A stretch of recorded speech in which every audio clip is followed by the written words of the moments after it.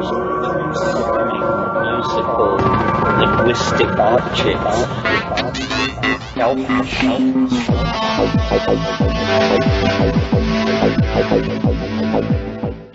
Greetings from Cyberdelic Space. This is Lorenzo, and I'm your host here in the Psychedelic Salon. And I really apologize for taking so long in getting this podcast out. But as you know, last week I flew up to San Jose for the Psychedelic Science Conference. And by the way, I had a fantastic time. But I came home on Saturday afternoon before the conference was over with a sore throat. And my voice was about to go, but then on Sunday morning I woke with what turned out to be a nasty stomach virus that laid me low for most of the week. So now I'm back in catch-up mode. I'm feeling great, but that means I'm going to have to wait a week or so before passing along my observations about the conference, because I want to first finish this current series of Terence McKenna talks, and then I'll give you all those details. However, before I do anything else, I want to pass along my love and best wishes to some of our fellow saloners who have sent in donations since I was last with you. And those wonderful supporters are Brian H., Alec S., Yoshi N., a saloner called Lightning Hawk, two of my new best friends whom I met at the conference, Shane G. and Jason F., and longtime major supporter, Vipal P., who writes, Brother L, love. I'm sorry I haven't been able to provide the same level of support this past year as prior years, but I too have been impacted by the now infamous economic crisis. I wasn't worried, though, as the tribe always finds a way. Bless you. Well, Vipal, it's the other way around. I send blessings to you, my friend, and please consider yourself donated up for life. You've gone way above and beyond anything I could imagine from a fellow saloner. Also, I should mention that several other saloners came up to me at the conference and told me that they knew that we've been getting regular donations from others, and so they are now supporting some of the new podcasts that are coming online.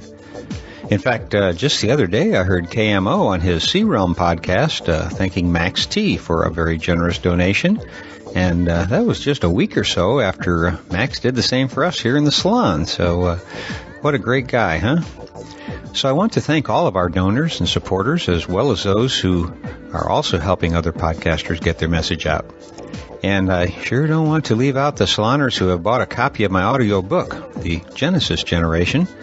Although I wouldn't say that the sales are anything like brisk, the good news is that I'm able to know the names of everybody who purchased a copy, since I'm only selling it through my own website. And believe me, I won't forget you either. Your support means an awful lot to me.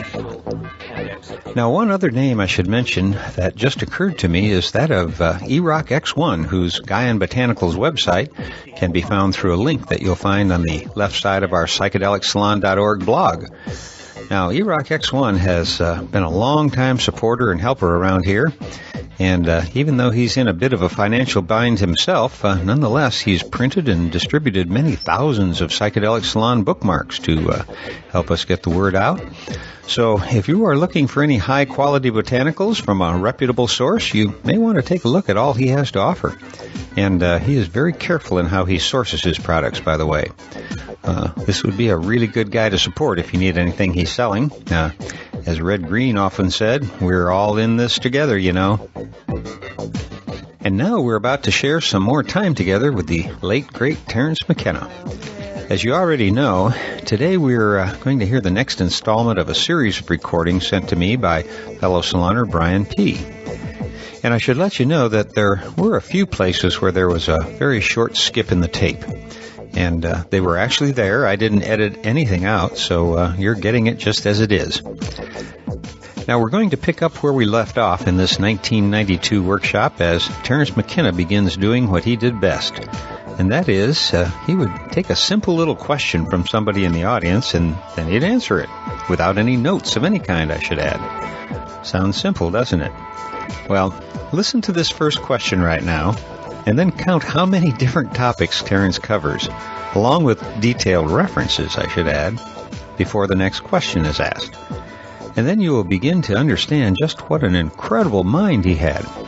And by the way, this isn't all lofty intellectual thinking we're about to hear, because about an hour from now, we're going to hear Terrence tell the story of what he called one of the high water weirdness events of my life. You can just imagine what that must be, huh? So let's get started. Somebody had a question? Yeah. The fall of Eleusis. Well, as you all probably know, Eleusis was a cult site near Athens on a plain. There's now a big lumber yard there, the last time I was there. But anyway, it was this plain, a very fertile plain outside of ancient Athens, and they celebrated the greatest of the Greek mysteries there.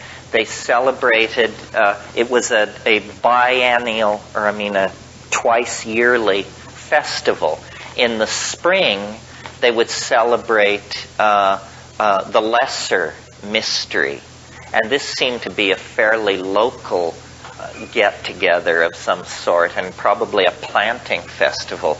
But every September, for 2,000 years, people from all over the Greco-Roman world would come for the festival at Eleusis. And the rule was, first of all, it was open to everyone. Men, women, free man, slave, everyone could attend. The rule was you could only attend once in your life. And so you had one shot at whatever this thing was, and you were sworn to silence. And literally everyone who was anyone went to Eleusis to experience the mysteries. Herodotus, Thucydides, Plato, Aeschylus, Euripides, everybody. People would make journeys of thousands of miles. It was the wellspring of Greek spirituality.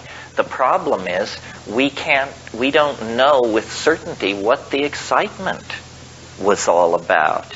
We know that there was an inner cult area called the Telesterion, and that that something was drunk and that something was seen. And in the 19th century, they just went nuts on this subject. I talk about it in my book.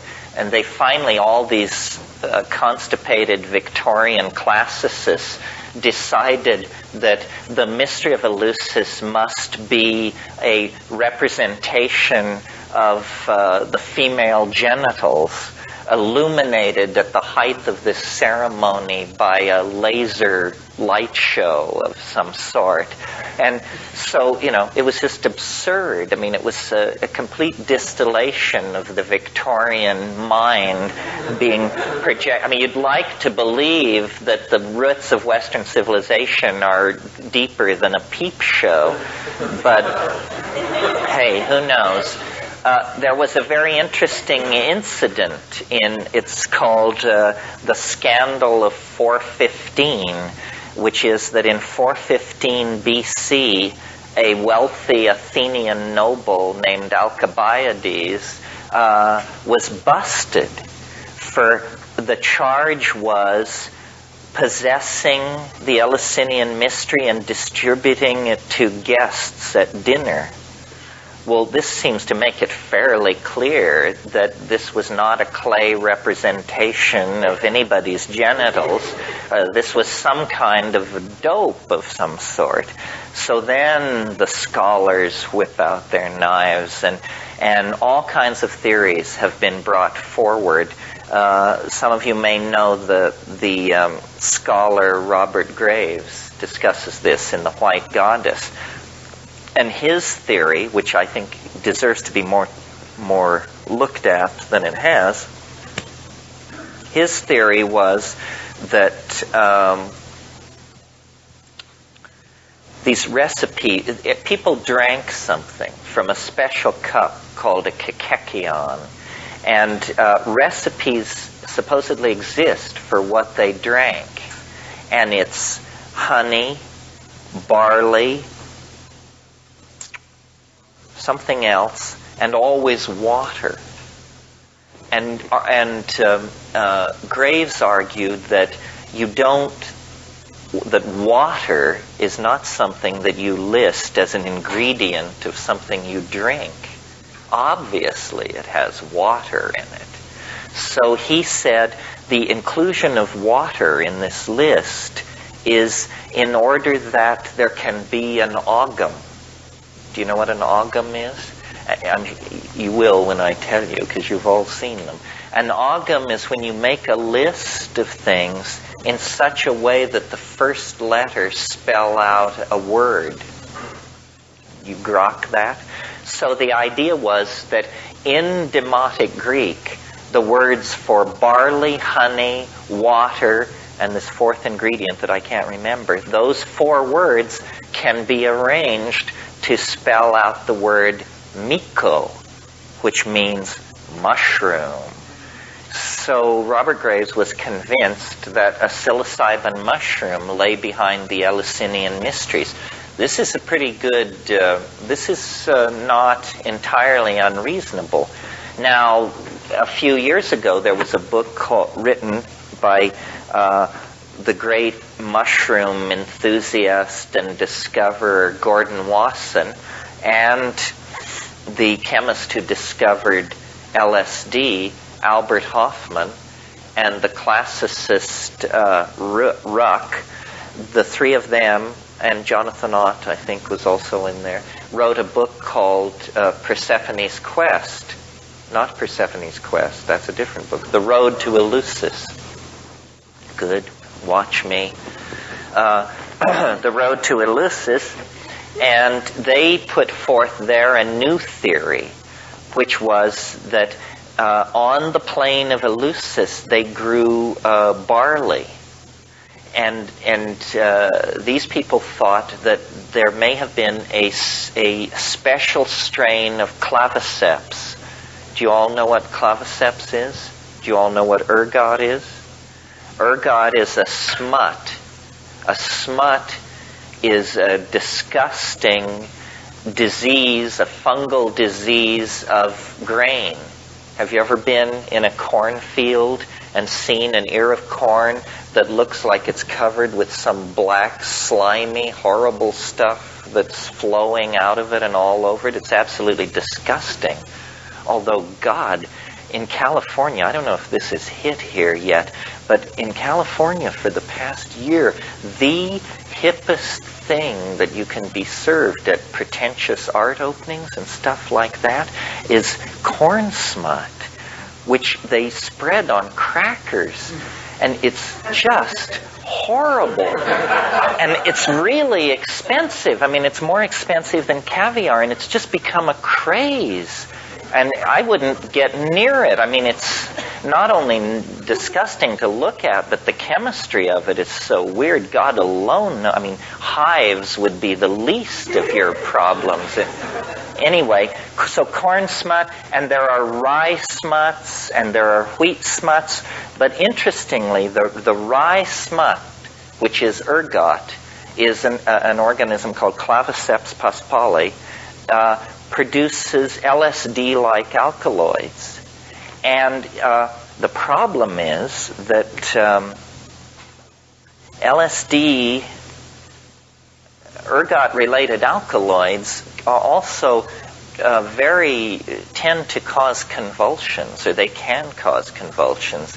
If any of you suffer from migraine headaches, now there are a lot of different drugs for migraine. But up until just 4 or 5 years ago, the drug of choice for migraine was called ET, ergonomine tartrate. Ergonomine tartrate, if you've got a kilo of it, you can settle down and make several million hits of LSD. Ergonomine tartrate is this very rigidly controlled underground substance that is produced legally only in certain sanctioned fields in northern Pakistan, and it's produced for the world market of migraine sufferers. And you get these little tiny blue pills. I have migraines. I used to take ergot, but I've gotten it under control. But anyway, it's the drug of choice for migraine because it constricts the blood arteries going into the head. Anyway, Wasson and Hoffman argued that what they were doing at Eleusis is that they were brewing an ergot beer. They were deliberately gathering barley that was infected with claviceps, and they were brewing an intoxicating beer. And people were having a hallucinogenic experience. Well, now this is a great area for the able-bodied among us to do research, because it should be possible to collect claviceps, and maybe even to go to Eleusis and collect claviceps there and culture it out and see if you could make an ergot beer that would actually get you hallucinogenically stoned. I'm not sure what's going on. Ergot is a dangerous substance. I remember an anecdote once.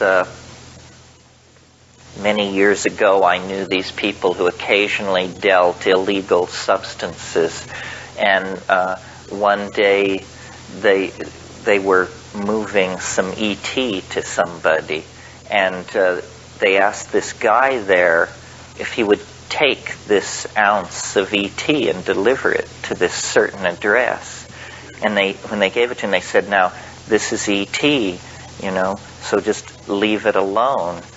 And he got out in the car and he opened up the baggie, and it was this white powder, and he said, these people can't fool me. So he honked up a little of it, and then he went on his appointed rounds, and the guy who was supposed to have the stuff delivered, he was sitting in his house, and he heard this commotion on his front porch and opened the door to find this guy flopping around with his legs and feet in the air, having convulsive seizures because of the ET he'd snorted up. It's just one more story about the dangers of white powder drugs, folks. Anyway, it's important for the argument because I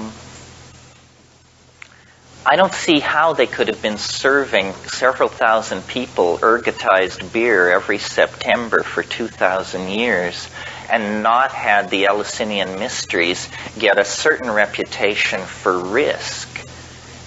That people would have convulsions and conceivably even die of heart attacks. I mean, how could they get that many people loaded year in and year out and not get a bad rap on it?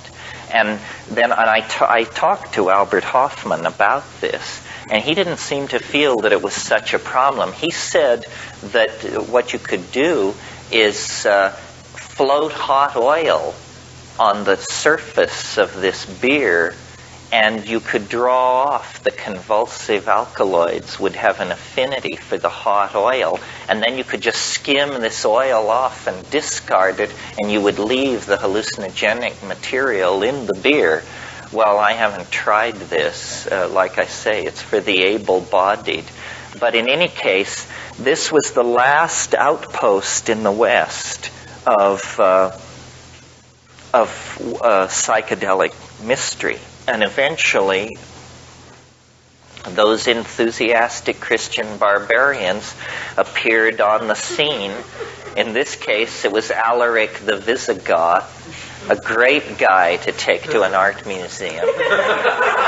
And, they smashed it all to pieces. Alaric the Visigoth was kick-ass. People don't realize that these barbarian invasions of the late Roman Empire, the Vandals took over a huge swath of North Africa.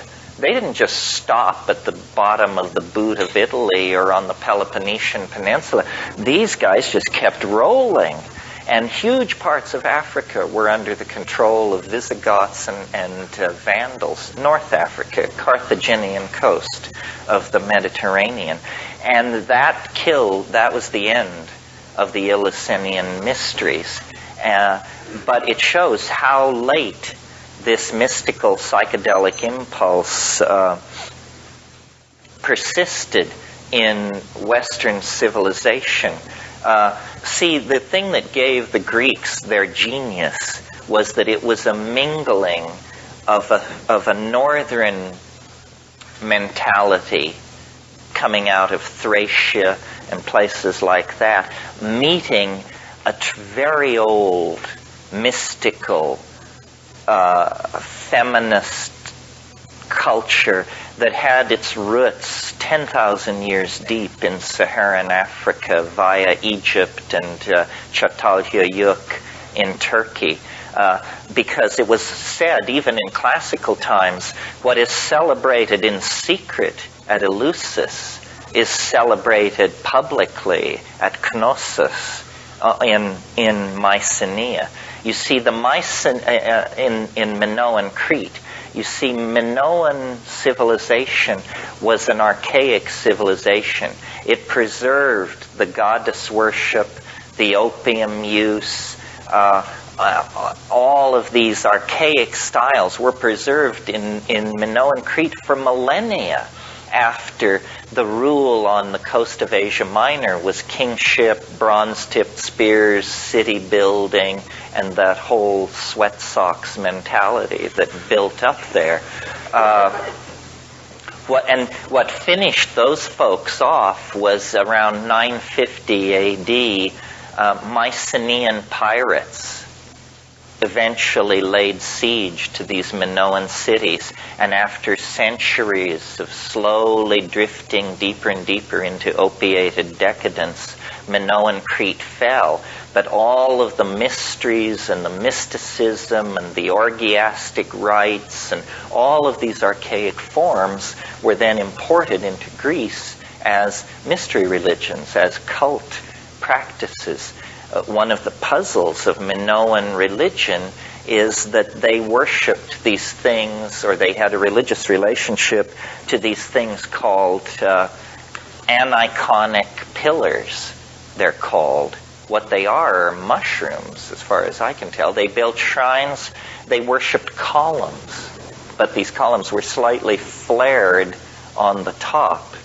If any of you are interested in it, well, something that should be said. See, we have a distorted view of how culture developed and what classicism really meant, because for the past, throughout the 18th and 19th century, European scholarship spent a huge amount of time distorting and erasing the debt of Greek civilization to Africa.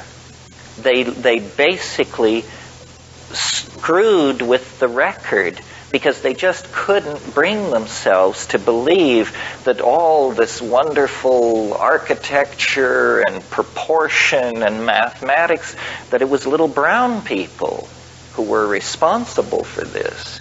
And if you're interested in this book, there's a book by Burnell called Black Athena that is a really radical book. Have any of you read it? It had it was very controversial a couple of years ago. Great book. Yeah. Black Athena by Burnell. And it shows how Western culture misrepresented the debt of classicism to Africa. I mean, they could tolerate the idea of Egypt as long as you always made sure, that these people were white as the driven snow. Well, it's a bunch of malarkey. I mean, it was a thoroughgoing black culture, and everything was derivative of it right up until, I don't know, the Byzantine Empire or something. I mean, Plato freely acknowledged his debt to this stuff. It was just that it was unswallowable to late European culture. Yeah. Oh yeah, they did a cover thing on it. I didn't read it. Time a few months ago. Yeah, what was it called? Our African Roots or something. Yeah. And it's no shuck and jive. I mean, we think 19th century scholarship was so careful and so wonderful, and what it really was an old boys club. I mean, they were fast and loose with this stuff. I think when it's all sorted out, it all happened in Africa. I mean, language, religion, symbolic activity, theater, all of this stuff was in place in Africa from, say, 20,000 BC up until around 9,000 BC in the Saharan grasslands, which then, because of drying, these people were forced into the Nile Valley and into a different cultural style. But the African cradle of civilization, I don't even regard that as a theory. Anybody who doesn't believe that is going to have to do some fast talking. And, there's been this recent effort to say that the Australian Aborigines broke off very, very early. But, it's pretty specious, I think. You probably all know the theory of Eve and the fact that you can trace the maternal line through the episome of the mitochondria. So you can actually, it's actually now believed that every human being on Earth is descended from one woman. And this woman lived in Africa less than 200,000 years ago. It's really amazing. All other human lines have been quenched somewhere along the line. Her progeny were phenomenally successful. And this is, I would say now, the strongest theory about this now is the Eve theory. When it was first propounded, it was thought to be a screwball, but that's because the physical anthropologists didn't really understand how the molecular geneticists achieved this conclusion. Once it was explained to everybody, it's pretty clear, that we are all descended from one single female human being. Not that there weren't other human beings that she was embedded in as a society, but none of those lines of descent reach to the present. Yeah. When you said Minoan civilization is decadent, what does it mean? Well, it was decadent in the sense that it went into a kind of a deep freeze. The level of change in the last 1,000 years of Minoan civilization, the dating of ceramic and stuff like that is almost impossible because they were completely static. They were unchanging for a very, very long time in that late phase. And that's when these opium tallies were rising like crazy. Yeah. Besides the wall, how did you do anything about how you dated the Hermetica? They were beginning to invent, in fact, the Casabones are considered to be the inventors of modern philology. Oh, is it? Interesting. I wonder if it was a soap job. Yeah, modern philology. And the way you do it is by interlocking textual reference and studying locution styles. And it was a tremendous shock to the Renaissance when they realized that what they thought was 5,000 years old was less than 1,000, or was about 1,000 years old. And that's what really discredited that whole worldview, which is in a way silly. Because who cares how old it is? The question is, how much sense does it make? But the Renaissance was so strongly imbued with this belief that the ancient things were the better, that if something was shown to be not as old as previously thought, then it usually went on the discard pile. I think we lost... Who were they? Yeah, the ones that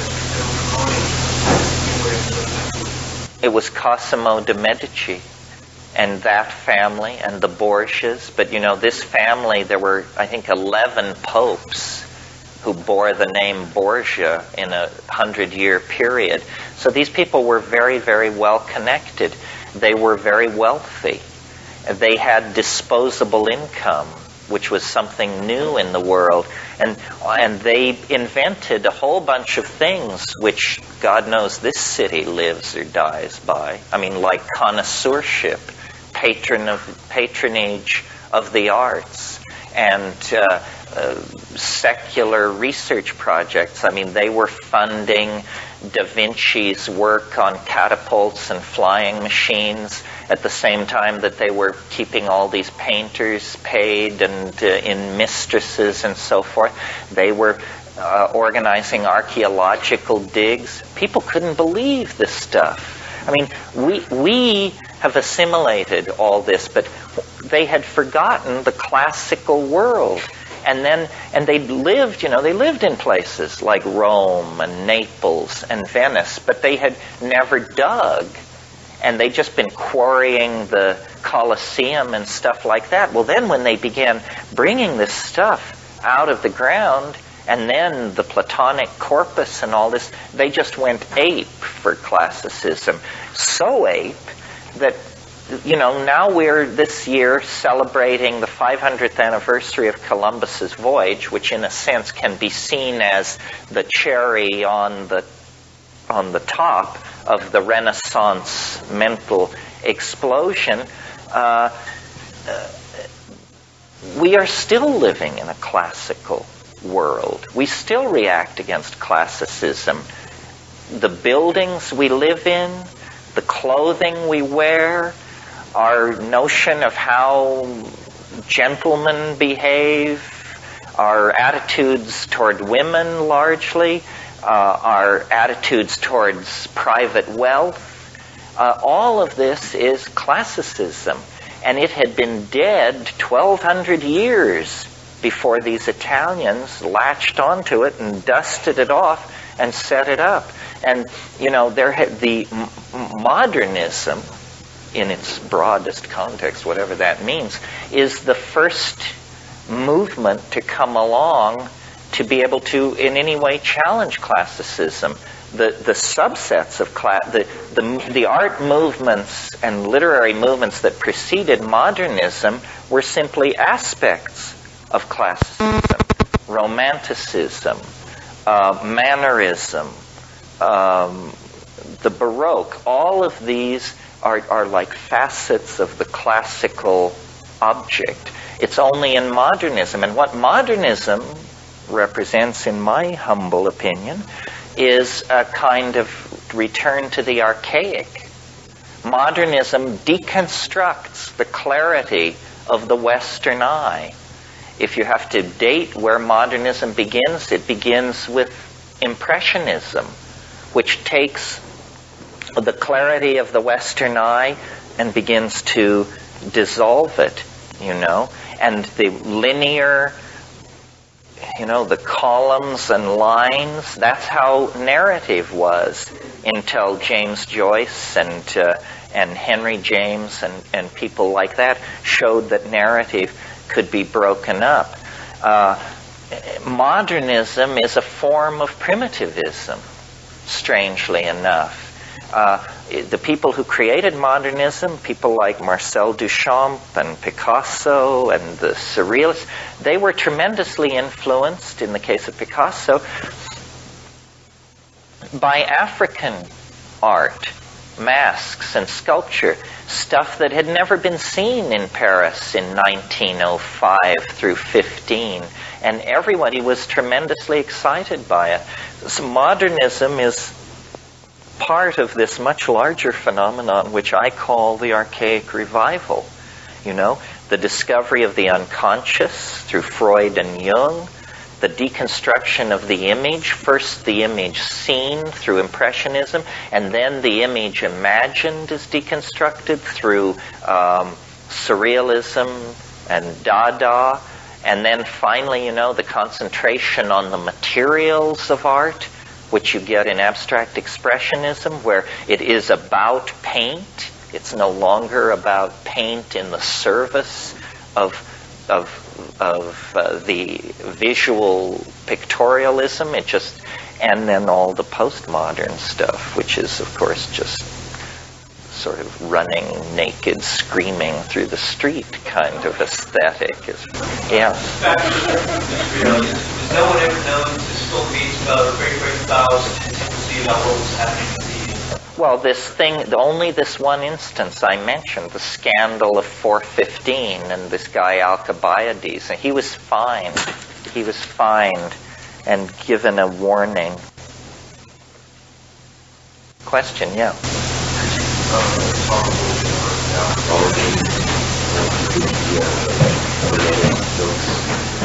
Yeah, the origin. Good question. See, what happened? I mean, it's very interesting. Some of you who are interested in Heidegger may know a wonderful essay by Hans Jonas called The Gnostic Temperament. And what he's saying in there is that the attitude, the psychology of the late Roman Empire, let's say Rome from AD 150 to 400 or so, was strikingly what we would call modern. That a profound kind of exhaustion entered into the Roman psychology in that late phase. They became, a good definition of decadence is it's sophistication without feeling,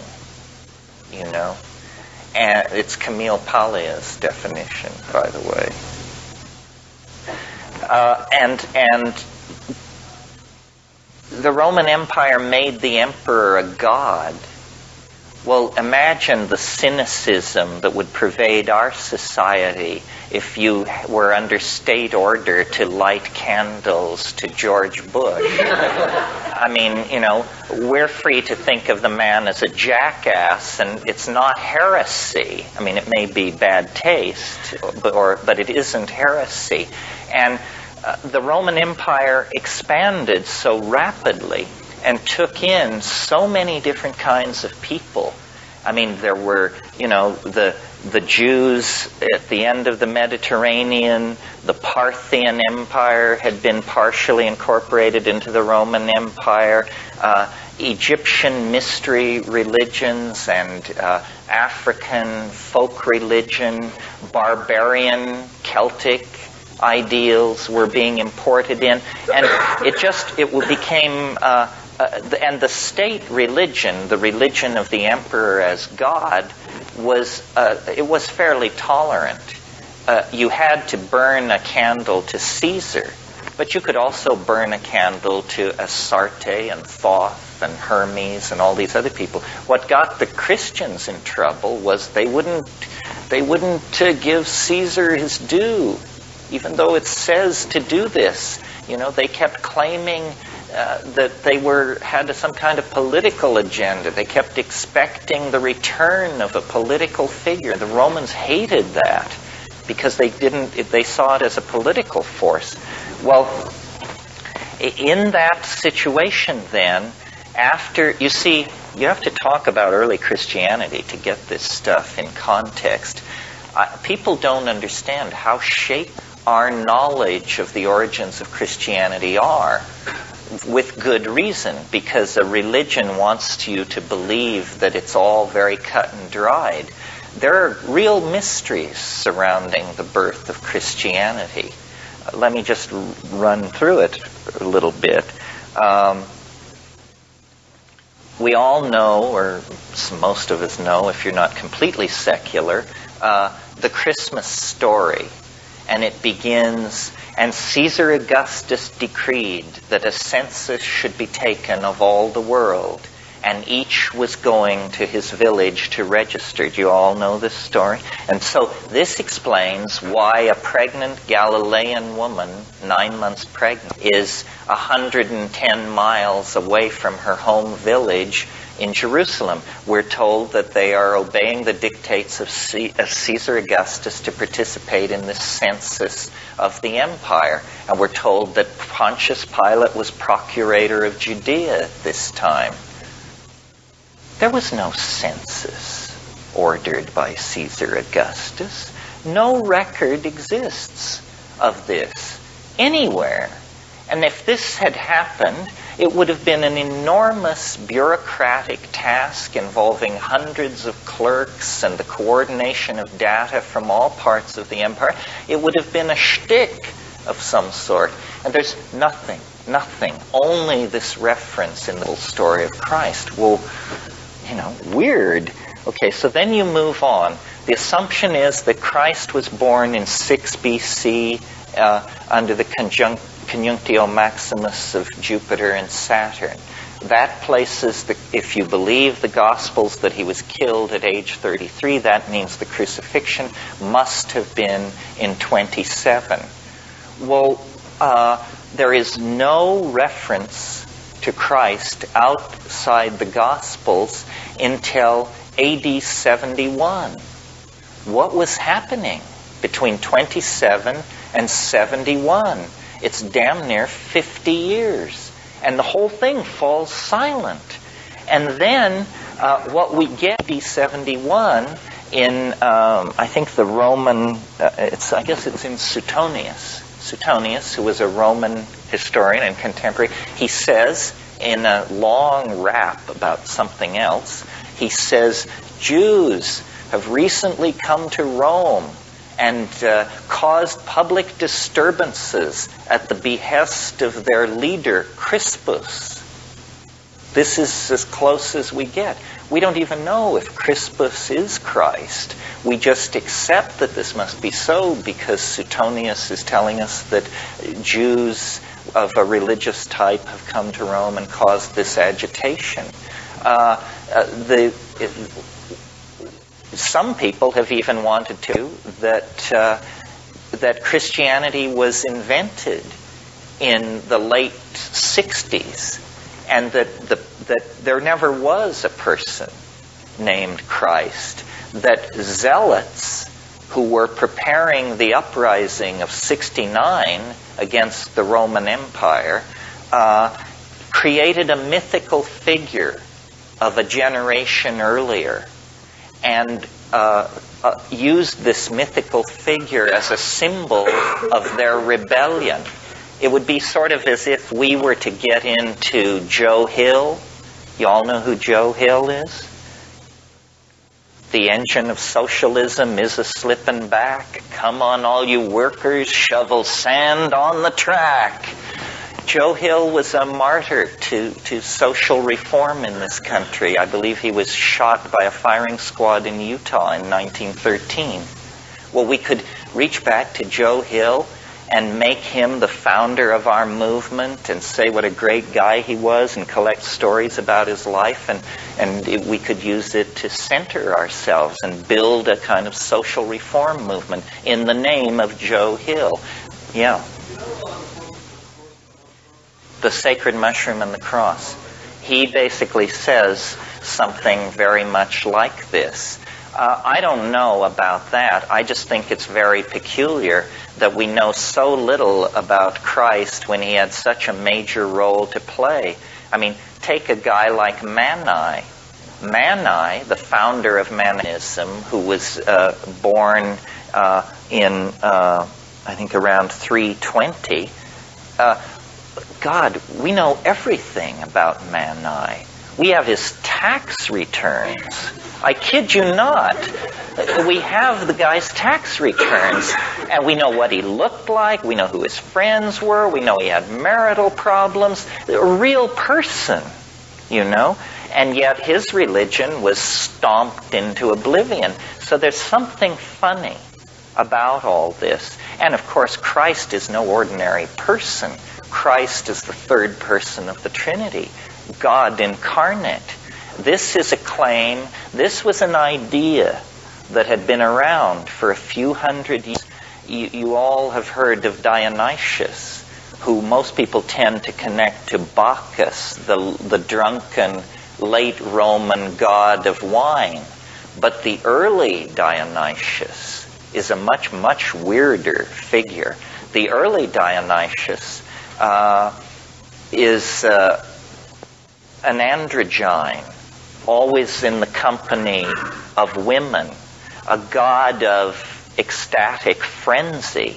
And what the enemies of the Dionysian religion always claimed was, first of all, women were the major followers of Dionysius, and they would intoxicate themselves in some way, and then holding hands, dance through the countryside and rend their clothing and just carry on outrageously. And what the enemies of the Dionysian religion claimed was that they became so frenzied that these women, who were called Manaids, ate their own children.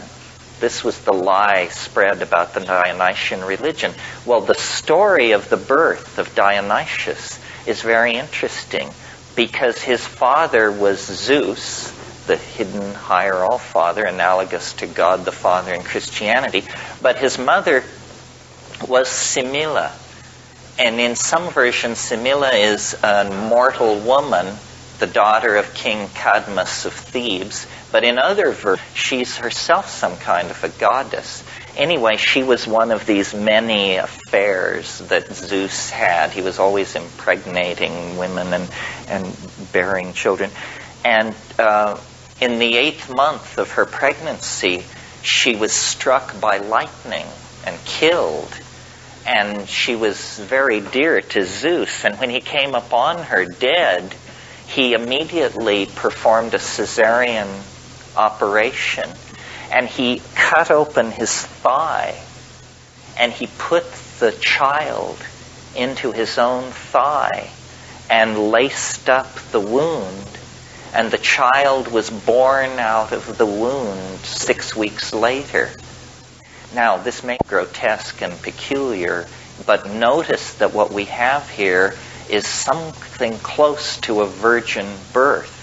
It's born of the Father, is what we have. And Dionysius was then called the twice-born god, because he was born once by caesarean section from his mother, and born again 6 weeks later from the thigh of the Father. And it's thought that this Dionysian impulse in the hands of these mystical Jews became then the doctrine of the Immaculate Conception and the whole notion of an immaculately conceived child. Christ is a type of Dionysius. I mean, it's heresy to say so, but comparative religionists have been saying this for centuries. Dionysius was a religion of orgy and ecstasy, typical of this period in Greece. Another religious system that was sort of complementing the Hermetica and developing alongside it was Gnosticism.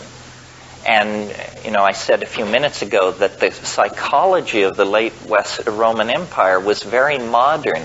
Gnosticism is a very, very modern impulse. It may not at first appear so, because ancient Gnosticism is freighted with angels, demons, what we would call superstition. But if you strip away all that Baroque stuff, you come to a philosophy very similar to the philosophy that many of us have accepted really without thinking. We just call it modern attitudes. But the idea in Gnosticism is that you're on your own.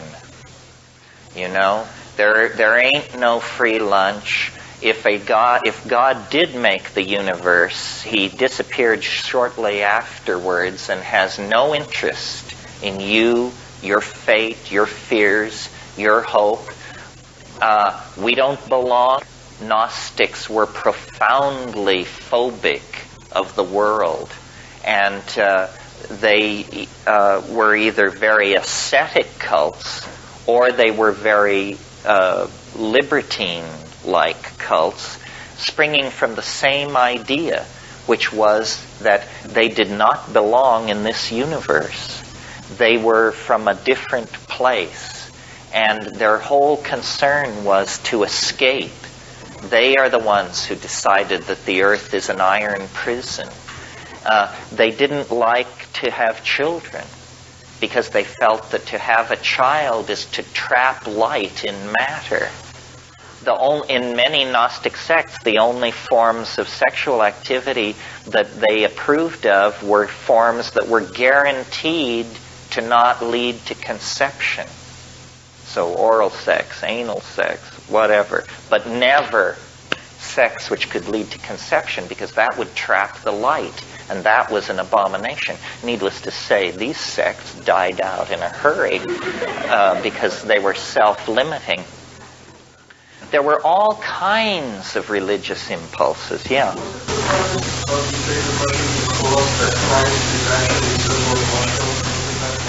Yes, he said that these zealots were using Amanita muscaria as a sacrament, and that Christ was a symbol of the mushroom, so that they could refer to the mushroom without directly referring to it, so that only the believers would know. John Allegro's case is interesting, but not entirely persuasive. There needs to be more work in this area.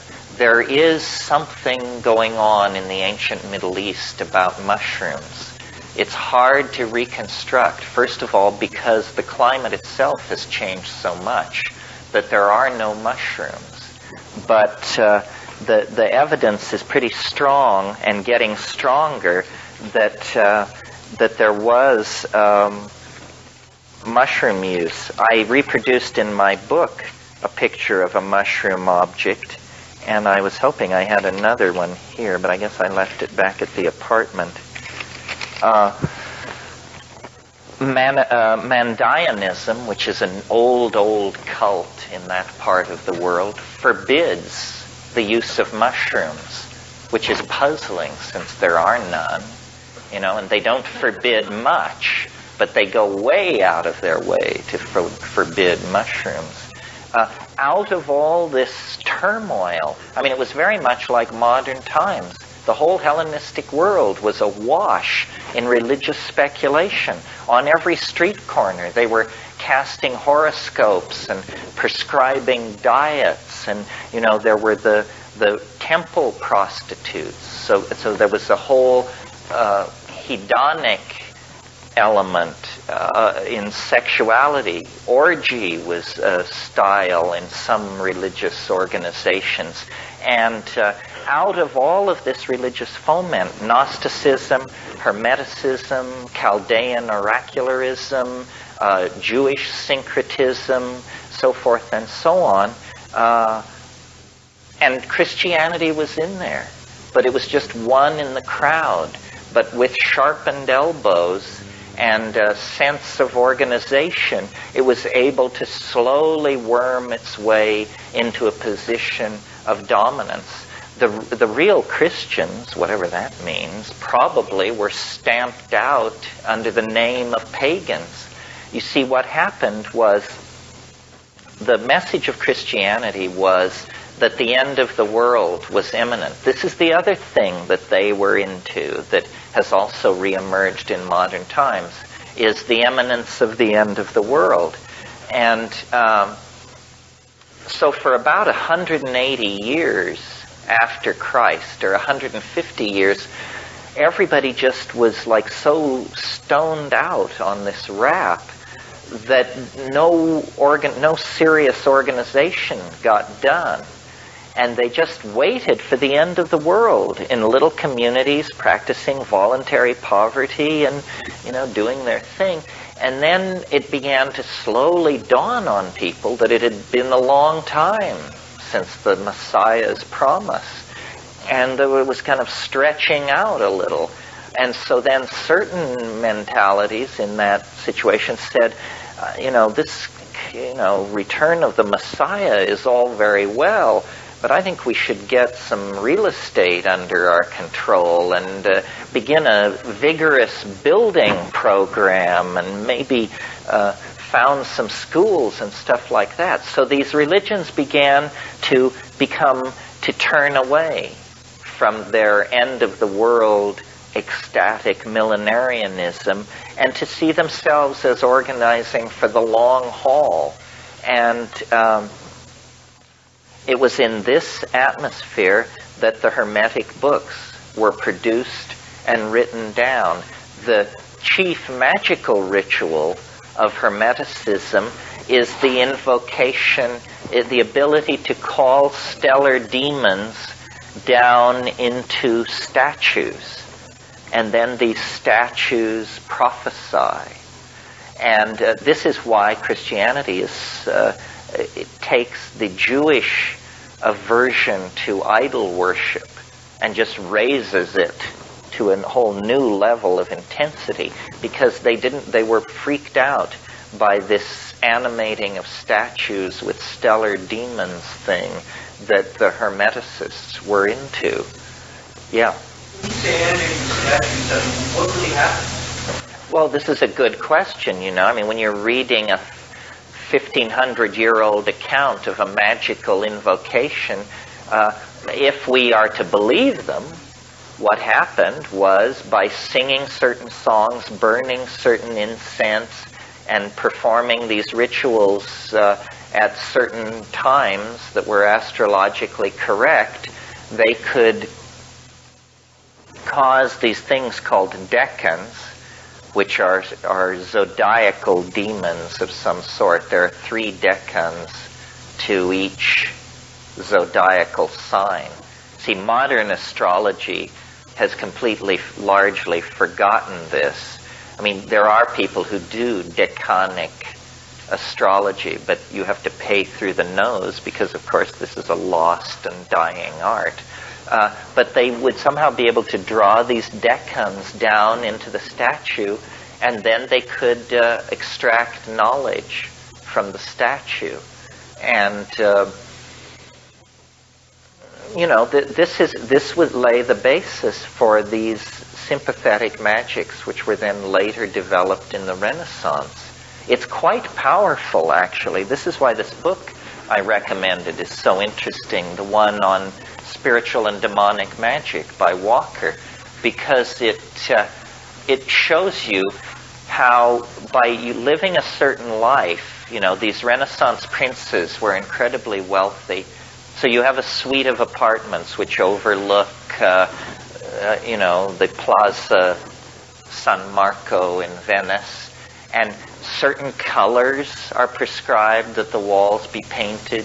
You only wear certain kinds of robes made of certain materials. You perform your magical invocations at certain times of day, burning certain incenses. And they were big on fresh air and light.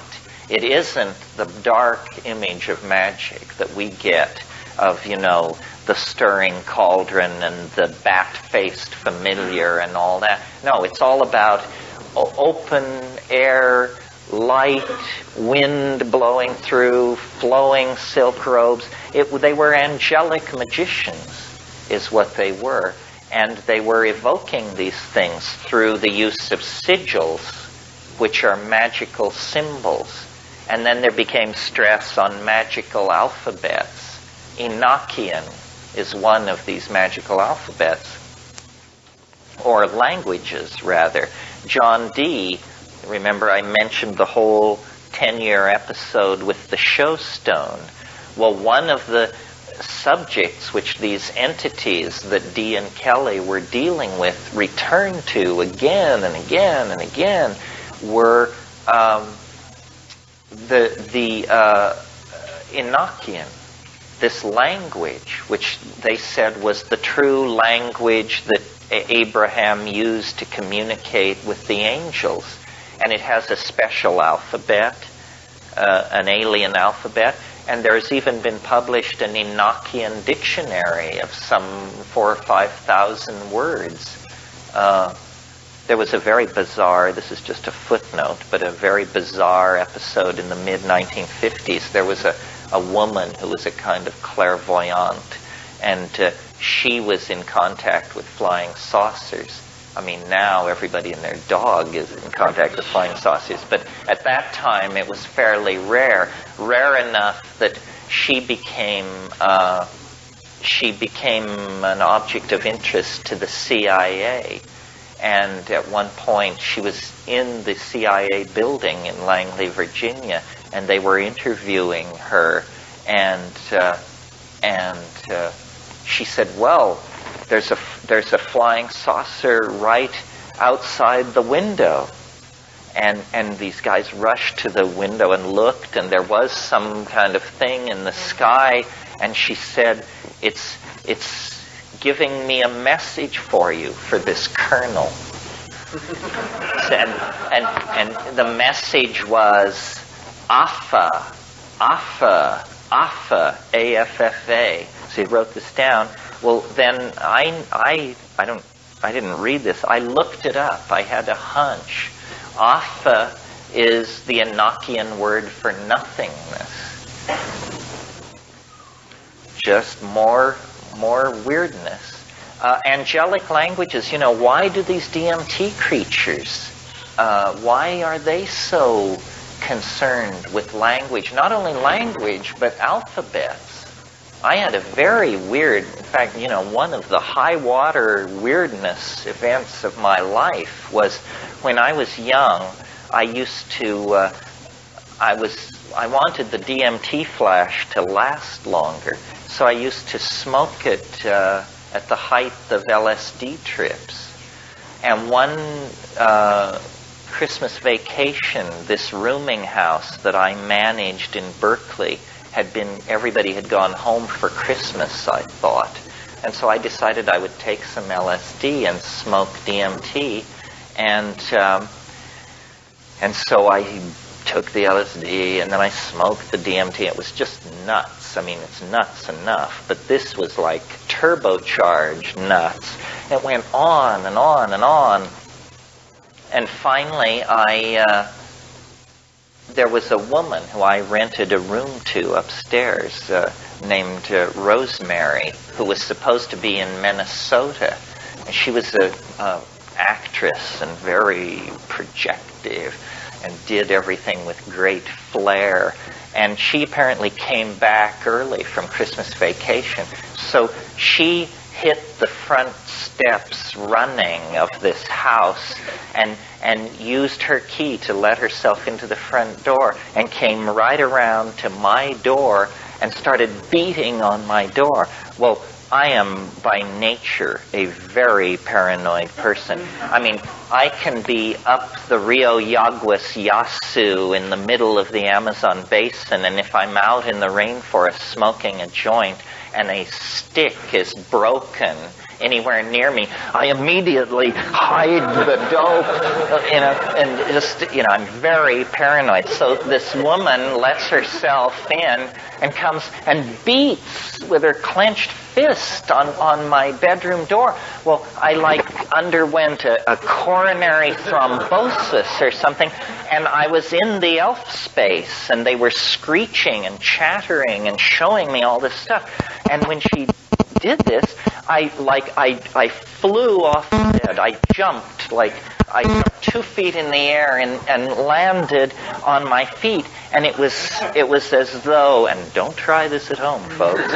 It was as though this sudden flash of adrenaline and this sudden movement that I made broke up the ordinary division between the trip and normality or something. Anyway, I pulled the trip with me into the room.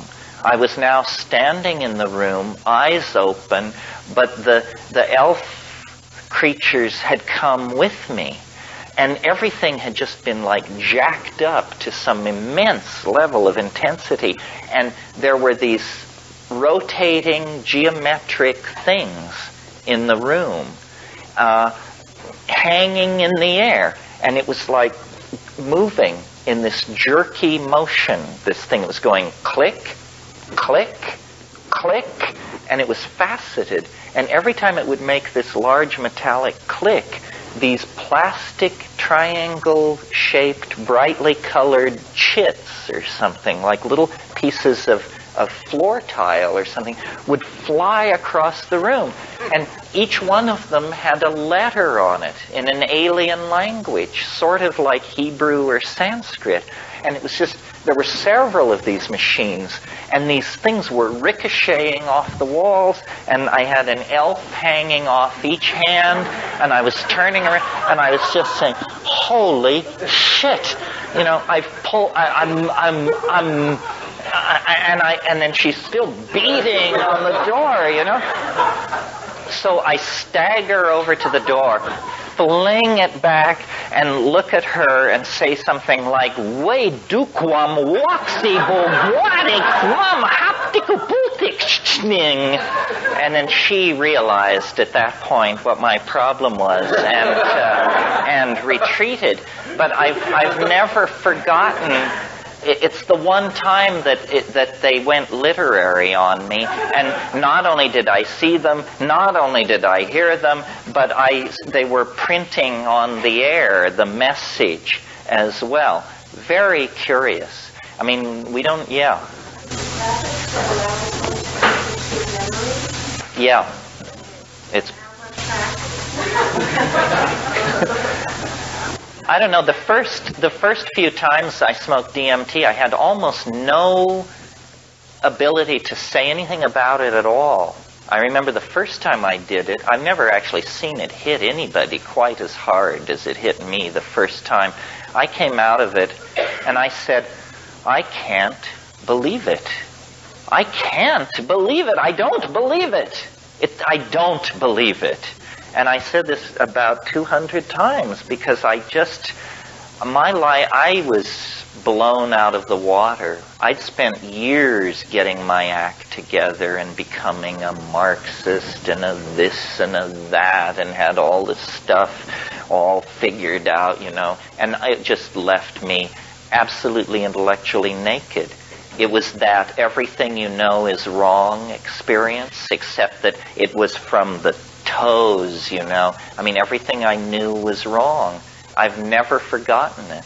I mean, it is the most, I don't know, it's like hitting the reset button on your whole cosmogonic myth. I mean, it's the convincer.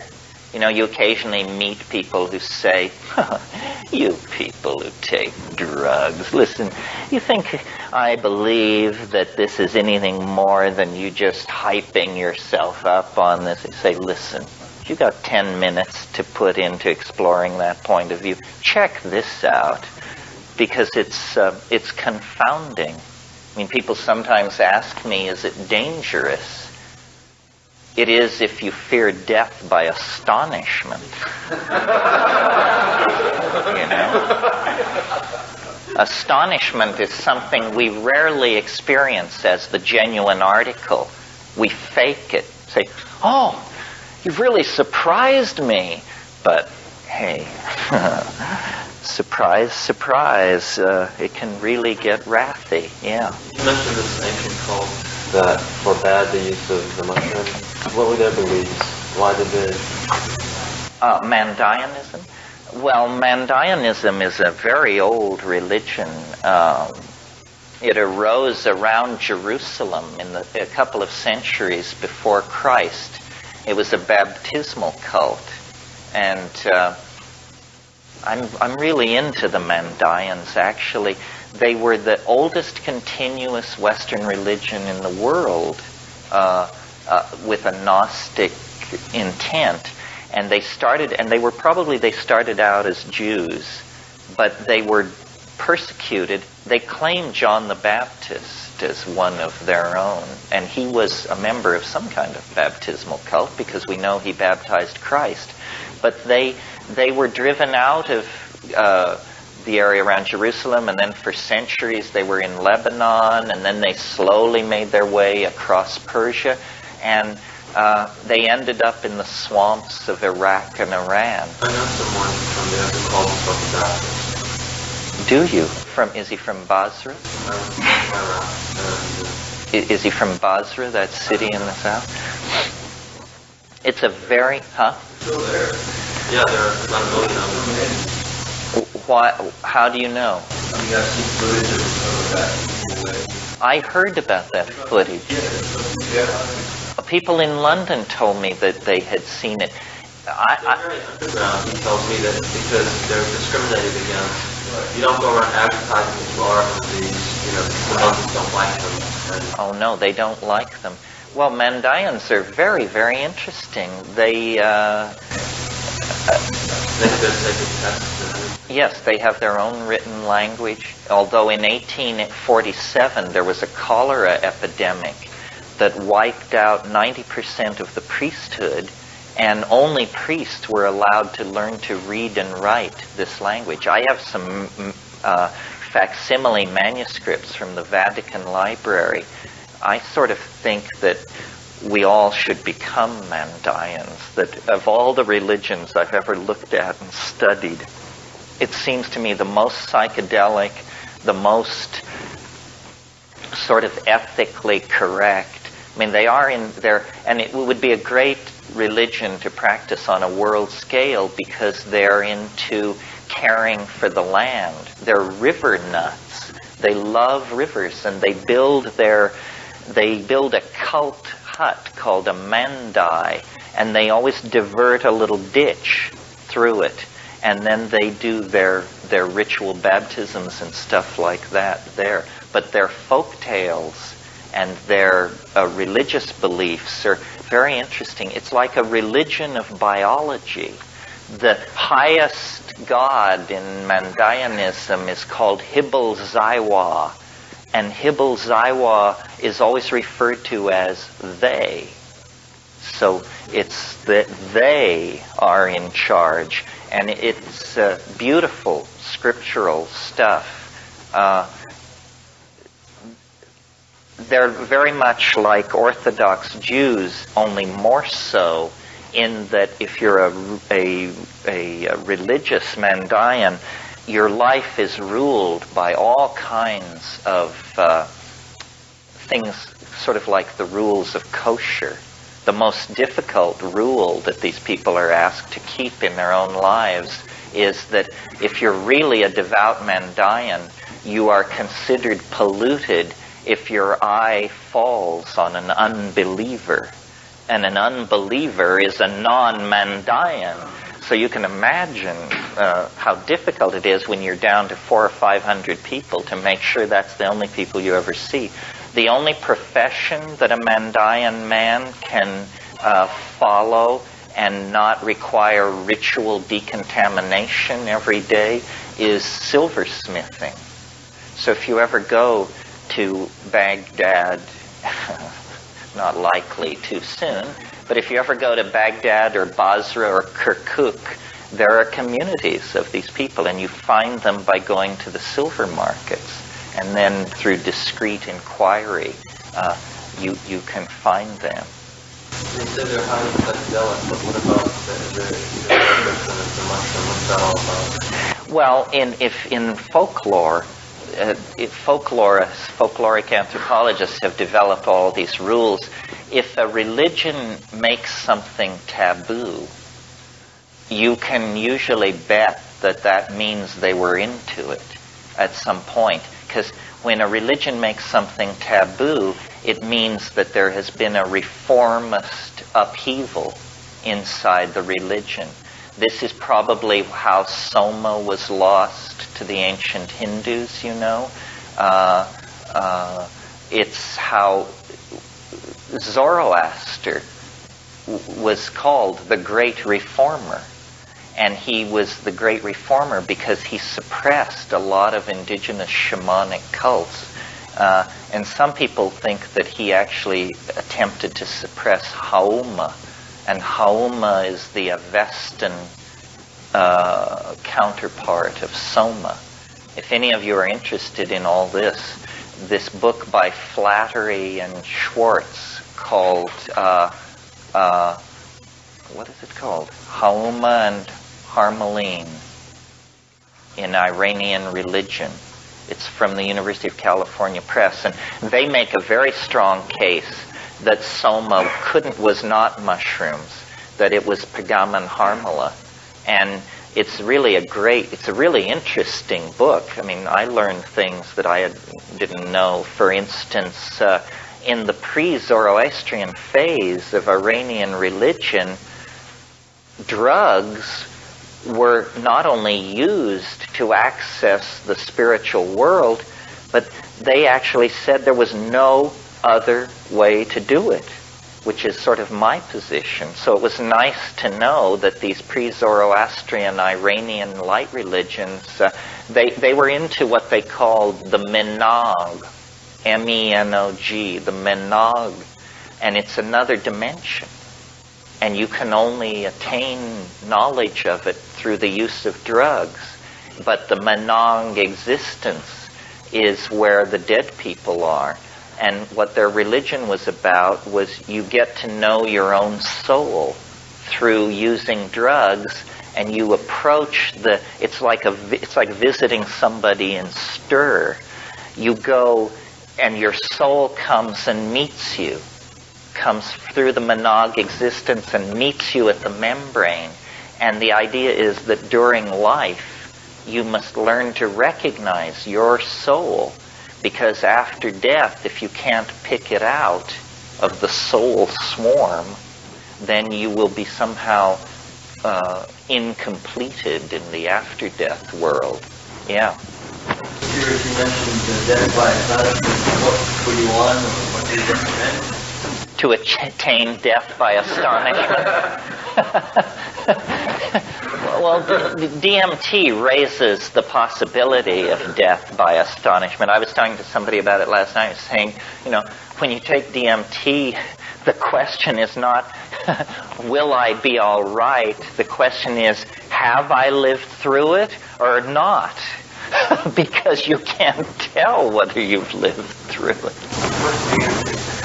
DMT is this very short-acting hallucinogen that you smoke, but it's a neurotransmitter. It occurs in all human beings on the natch, and it occurs in various plants and animals. In terms of nature, it's the commonest of all hallucinogens.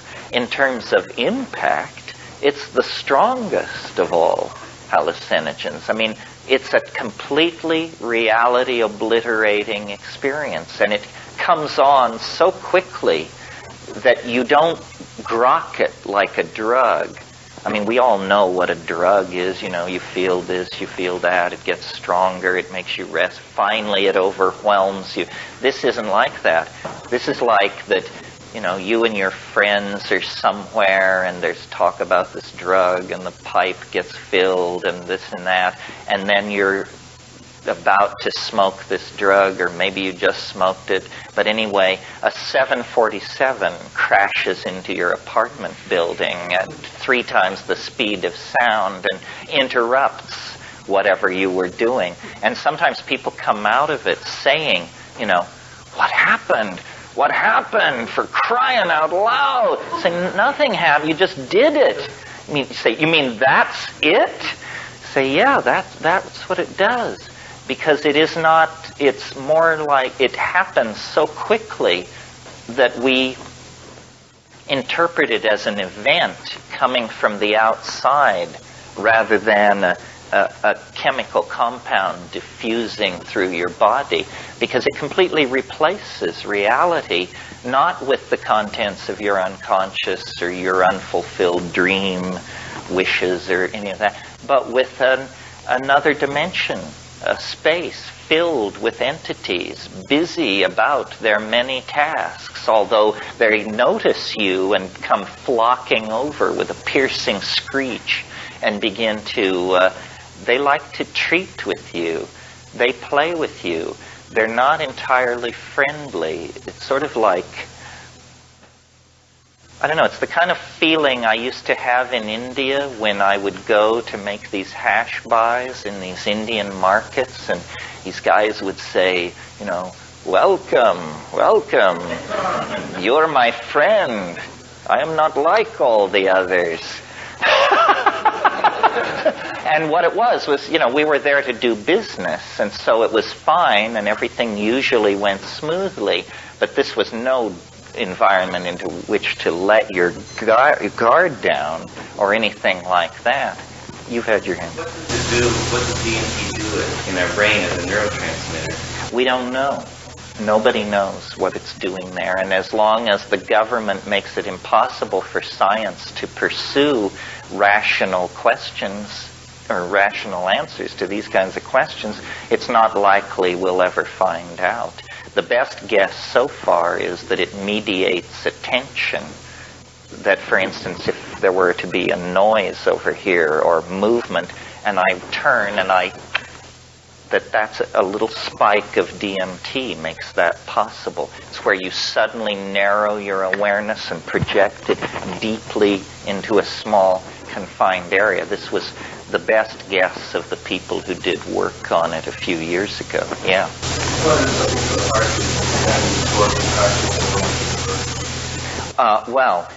There are a number of physioactive tryptamines. DMT is not, if it's made right, not a cardioactive tryptamine. Sometimes when you smoke it, your heart races, but you can't tell whether that's sloppy synthesis or that you're scared. You know? It's made from tryptophan, which is an amino acid, one of the 8 essential amino acids, and it's an easy conversion out of tryptophan. But this one comes from a plant. Well, it can come from a plant, but if you were to ask a chemist to make it for you, he'd ask you to get him a few hundred grams of tryptophan. Can you, and do you distinguish between kinds of entities that you encounter on DMT as against the kind that you encounter on mushrooms? Well, on mushrooms, you hear a voice. You don't rarely, at least in my experience, do you see who's talking. But on DMT, all barriers are transcended in the first 30 seconds. I mean, you hear it, you see it, and sometimes you feel it, you know. These little entities, these self-dribbling basketballs, these things that I call the tykes, they jump into your chest. They jump into your chest, and then they jump out again. I don't know why they do that. In the Amazon, among the tribes that use DMT derived from plants, they call these spirit things, they call them hikuli. And they say that you're supposed to that they will jump into your chest, and then you're supposed to have a technique to keep them from getting out. And the number of these things that you trap inside your body cavity indicates how powerful a shaman you are. Your magic is done through the hikulis that are trapped inside of you. So you really don't ever see them on mushrooms? You do, but it's fleeting. It's like, you know, it's different. With DMT, it is more real than this experience of sitting in this room is real. I mean, it is confounding. It's very hard on DMT to tell yourself this is a drug. I mean, good Lord, it doesn't seem like it. It seems like you just tunneled through an energy barrier into the beta sub X dimension, which is all the time all around us, but somehow you just became virtual and moved across the energy barrier, and there you are. You know, and the other thing about DMT that's weird is it does not affect your mind. In other words, you don't feel gaga with ecstasy. You don't feel relaxed. You feel exactly the way you felt before you did it. It's that the world has just been swapped out. And that's strange. I sort of like that it doesn't lay a glove on the observing cognitive processes. Instead, it just does something in the visual cortex that causes the world to be replaced by a 3, 4, 5-dimensional, highly colored, moving environment filled with screaming elf demons. And are you talking about smoking your grandmother? Oh, no.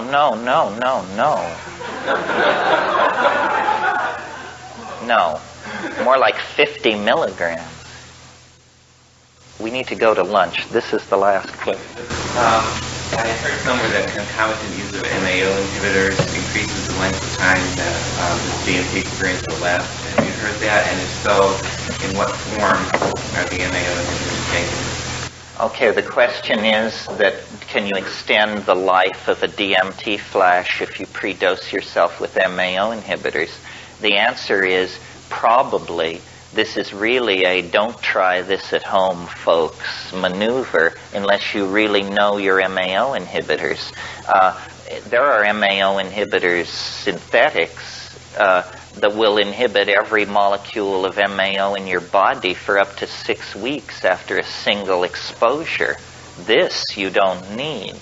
An excellent MAO inhibitor for these purposes would be harmine or harmaline, which is reversible in 4 to 6 hours.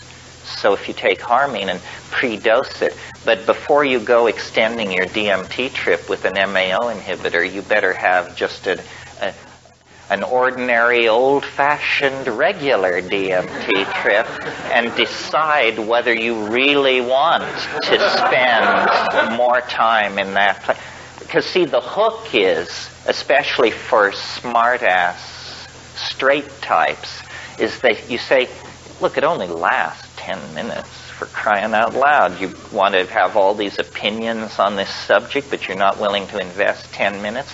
So most people, certainly I said, I had taken LSD and all, I thought, 10 minutes, bring it on. We'll go out and have a beer afterwards. Well, it turns out that in a holographic universe, 10 minutes is indistinguishable from 50,000 years under the proper conditions. So we'll meet back here at 2:30. You're listening to the Psychedelic Salon, where people are changing their lives one thought at a time. Well, welcome back. Now, rather than carry on with my usual closing remarks, today I'm going to cut myself off and save them for a little bit later in order to get the rest of this current McKenna series online. We've got 4 tapes left to listen to. 3 of them are about 45 minutes long, but the last one's only about 5 minutes long. So I'm going to get these next 2 podcasts out as soon as I can and save all of my commentary for the final program when the talk itself won't be so long. And my objective is to have all of that done by the end of next week. Of course, you've heard stories like that from me before, haven't you? So please note that it's not a promise, only a plan. Anyway, I'll close for now by reminding you that this and most of the podcasts from the Psychedelic Salon are freely available for you to use in your own audio projects under the Creative Commons Attribution Non-Commercial Share-alike 3.0 license. And if you have any questions about that, just click the Creative Commons link at the bottom of the Psychedelic Salon webpage, which you can find at psychedelicsalon.org. And if you're interested in the philosophy behind the Psychedelic Salon, you can hear all about it in my novel, The Genesis Generation, which is available as an audiobook that you can download at genesisgeneration.us. And for now, this is Lorenzo signing off from Cyberdelic Space. Be well, my friends.